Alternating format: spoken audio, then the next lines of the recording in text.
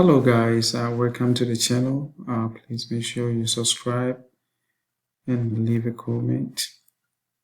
Today we are going to look at solving linear equation. When we say solving linear equation, that means we are trying to undo every operation to isolate the said variable that you're looking for. Okay, before that we have to look at inverse operation. So when we say inverse, that means opposite. We have to look at it because it's going to be so useful. It's negative, and if we have negative, the opposite is addition, and when we have division, the opposite is multiplication, and when we have multiplication, the opposite is division. We might not need this one here, but let me talk about when we have x squared, the opposite is square root. Okay, and vice versa. So we need to know this inverse operation because as we are solving it, we are undoing. For us to undo our addition, we have to apply subtraction. So we need to know this stuff as we are moving forward. So let's look at example 1. If we have x plus 2 equals to 5, we want to solve for x. X is added by 2, so we have to make this one negative. So if that is the case, we have to subtract. But whatever you do, you have to repeat it on the other side so that you don't change the original equation. Okay, if that is the case, then the x is free. We have been able to isolate it, and that's 3. You can always check to see if you're right. So x plus 2 is equals to 5. We got x to be 3, so 3 plus 2 equals to 5. And 5 is equals to 5. So indeed it's good. If we have 7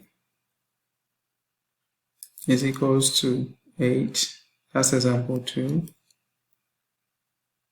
plus x, and they want us to solve x.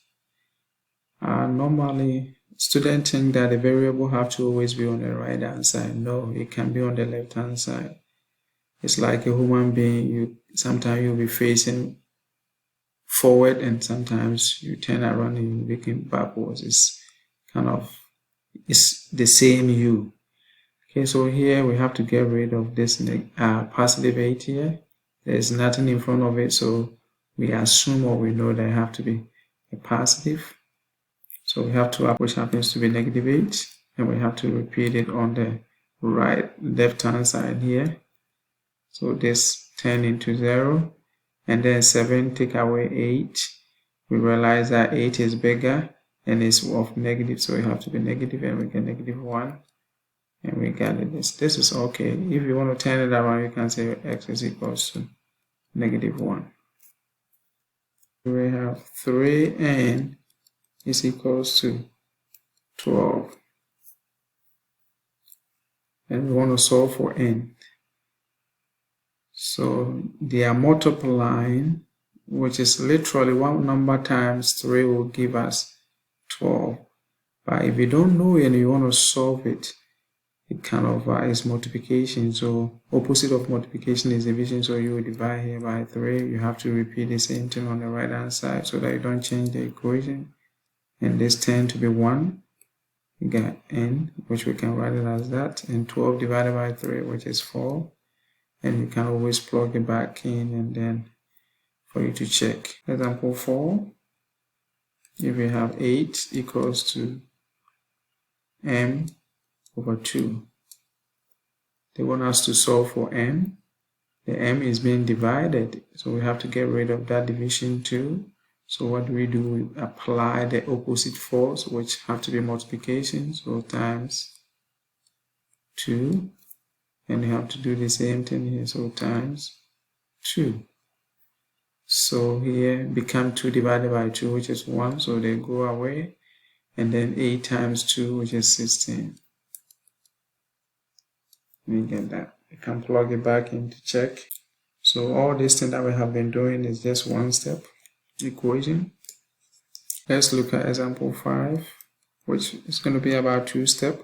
So if we have 7, n minus 3 equals to 11, and we want to solve for n. So first of all, we have to get rid of our -3 and 7. So whichever one that you want to do, you can do it, but the best way is like you are solving PEMDAS in the backwards way. So let's do the negative first. So here we add and we add. We get 7 and equals to 14.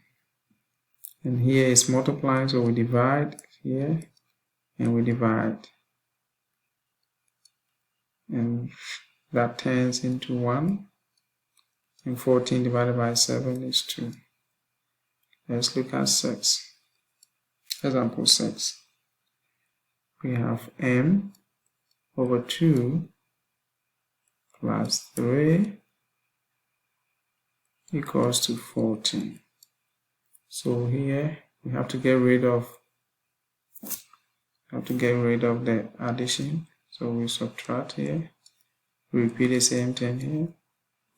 So no more. We got m over 2. We got 11. Here is divided, so we multiply here by 2. We repeat the same thing on the right hand side. This become 1. We got m. And then we got 22, and we are done. Example 7. We got 4x minus 14 equals to 2x. So here we realize that we have a variable on the left hand side and a variable on the right hand side. So here we are going to call it the like terms. So it will be best we take the 4x to the 2x. So that means we want to make the left hand side the 4x. Here 0, so we subtract 4x here. Repeat the same thing here. That goes away, we get -14 equals to -2x. Divide here by -2. Repeat the same thing here. Negative cancel negative. A 7. And we get x here, which we can write as x is equal to 7.